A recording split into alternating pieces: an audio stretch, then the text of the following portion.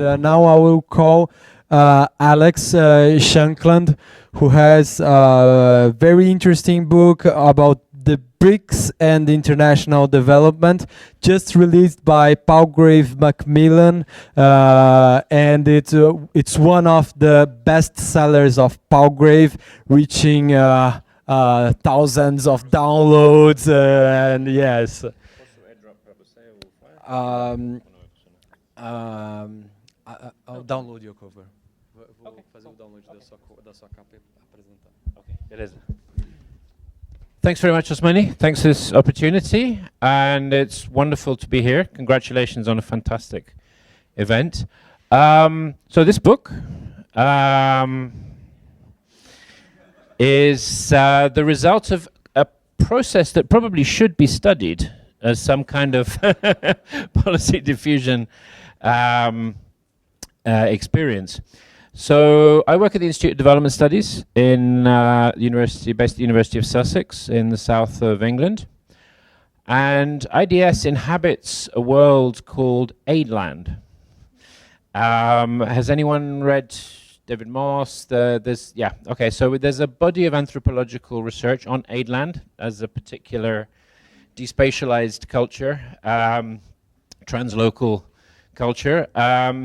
And IDS, as the world's #1 Institute of Development Studies, is a primary center of reproduction of Aidland identity and culture.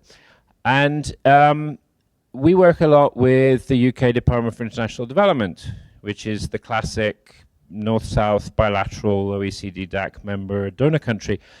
And the Department for International Development suddenly noticed the BRICS and was like, help, what do we do? How do we talk to the BRICS? Because we thought that it was just us and the Africans, and all of a sudden they're actually not interested in listening to us. They'd rather listen to the Brazilians and what's going on.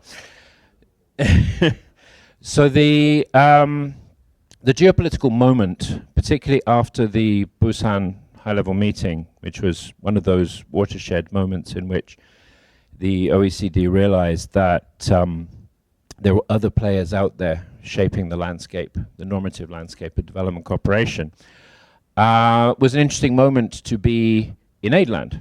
And as it so happened, some of us at the Institute worked quite closely with colleagues from across the BRICS countries. So we said to DFID, well, we don't know what's going on, but we probably think our friends in those countries might, so shall we work with them? And, you know, maybe we can come up with some answers. So out of that came a project called the State of the Debate, which was part of the Rising Powers in International Development program that was launched by the Institute of Development Studies 6 years ago now. And some of the people who are here played an incredibly important role in shaping that process. So we have friends we have Giovanna from BRICS Policy Center, we have others from, Professor Milani, who's been very influential in thinking about Brazilian development cooperation. So a lot of people here who helped shape the thinking. But we also have some people who helped shape the book itself. So I'd like to invite two of them to come up. Is Yara still here, or she stepped out? We actually have 3 authors here, but I think Yara's no longer around. So we have Laura and Melissa, yeah? So what I'm going to do is briefly summarize the structure of the book and the chapters, then ask each of them to talk for like 1 minute about what their chapter says. So the book is edited by Professor Anuradha Chenoy from JNU, Jawaharlal Nehru University in Delhi. Professor Jing Gu, who is my colleague at Sussex, who heads the Center for Rising Powers and Global Development, and me. And it's very simply structured. It has a chapter on what we call the state of the debate in each of the 5 BRICS countries. So each chapter is authored by leading scholars from those countries, mostly but not always from IR, who have been themselves engaging with their governments, engaging with civil society actors, engaging with debates in that country about the emerging pattern of their engagements with development cooperation. And obviously it has an introductory chapter that frames the particular moment and debates the rise of the BRICS as a construct, pointing out that the BRICS was not invented by Jim O'Neill of Goldman Sachs. The BRICS were invented by the Russians. This is a Russian diplomatic artifact taken up by Brazil, China, and other rising powers. So there's an introductory chapter that frames that, which is co-authored by the editors with two of the key thinkers around how the OECD DAC engages with rising powers. That's Richard Manning, former chair of the DAC, and Richard Carey, former head of the OECD Development Cooperation Directorate, and convener of the China DAC study group. So these are players who have an academic life, but who are themselves diffusion actors. Okay? So then we have the 5 chapters on each of the countries.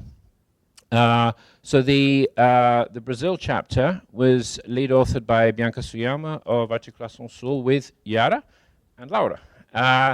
And then we had a specific chapter on non-state actors and particularly civil society. And this phenomenon of civil society engagement with, alongside, and against the BRICS as they organized themselves through the sequence of BRICS summits over the period that we studied, which began with the Durban summit in 2013. 2013? Long time ago now. And when we finished the book, it was just about to have the UFA summit, the Russia summit in 2016. So that was the period that we studied civil society organization engagement in debates at the national level and the transnational level. And that chapter was lead authored by Melissa Pomeroy from Articulação Sul, working with Kaustuv Bandyopadhyay from Priya in India, with my colleague Adele Poskett and I, who worked on South Africa, and that was it, right? And Rajesh Tandon from Priya as well.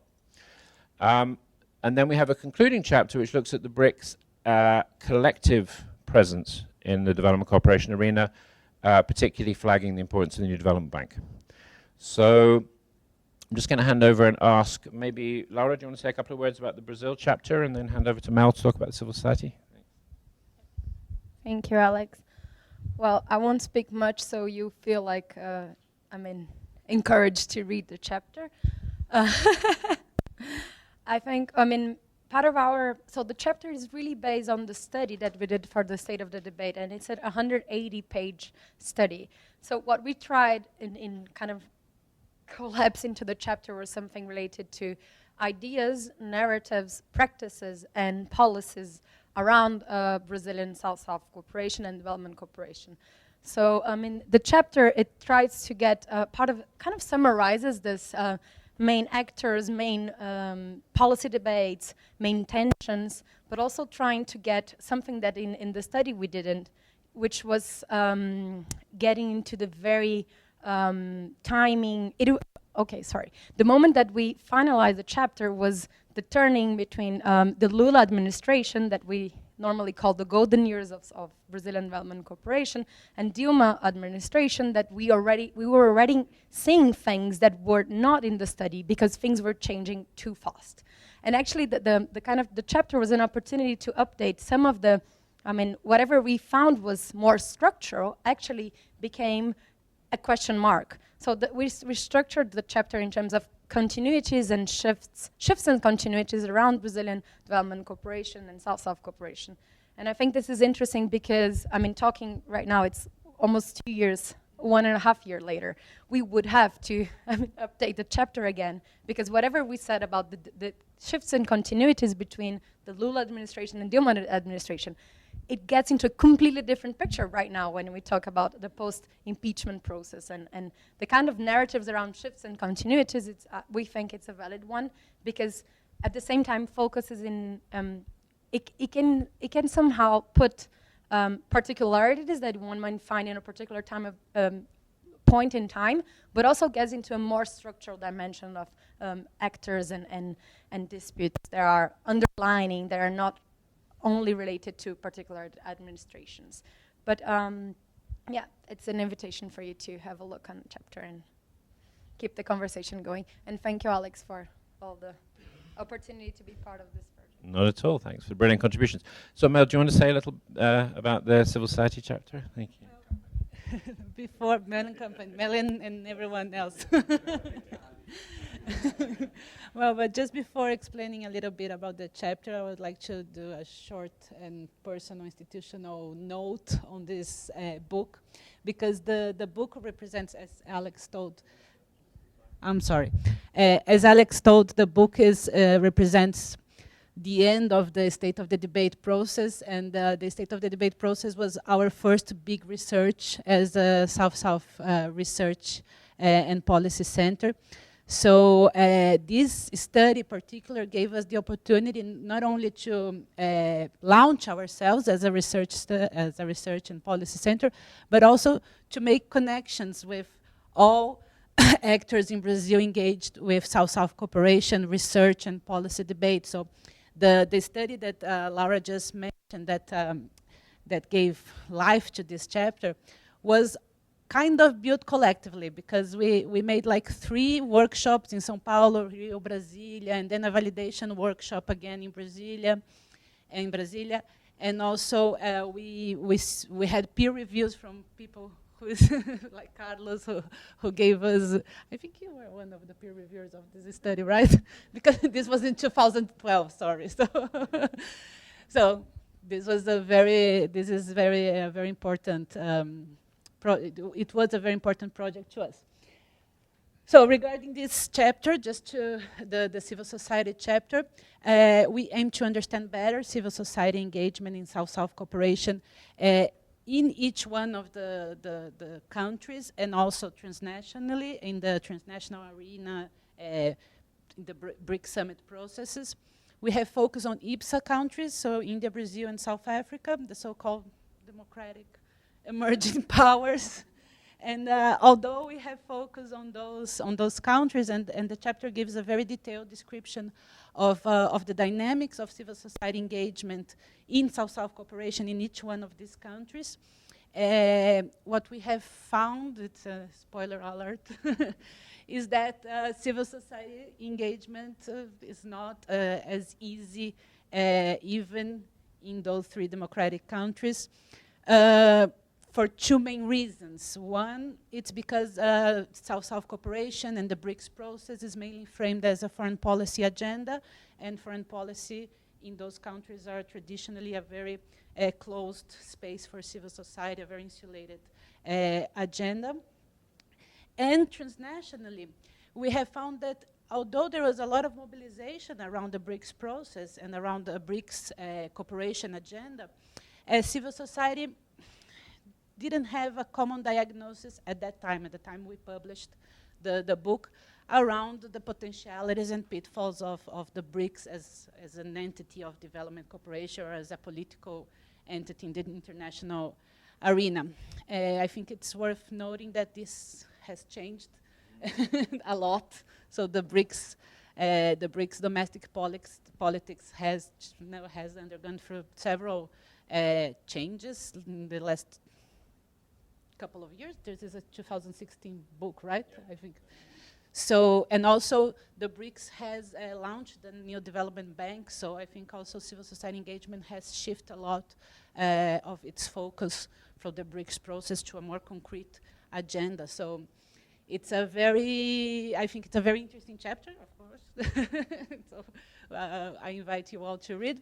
But I think we also have a chance to update it, because a lot has changed since 2016. So thank you. Thanks very much, Melissa. So it's worth noting that the BRICS summit process moves back to South Africa this year, so it's actually a kind of closing of the circuit. And I actually just had a message from Patrick Bond about the BRICS from below mobilization around. So I think there's an interesting reflection to be had about the cycle-to-cycle nature of this. But so the book is available with a discount. It's outrageously expensive, but someone told me that the price has recently come down. I think, did Danilo buy it recently in the... Yeah. Okay, so apparently it is now less outrageously expensive than it was, and if you get one of these flyers from downstairs, it's even less outrageously expensive. But thanks very much, Osmani, again for the opportunity, and for a great conference.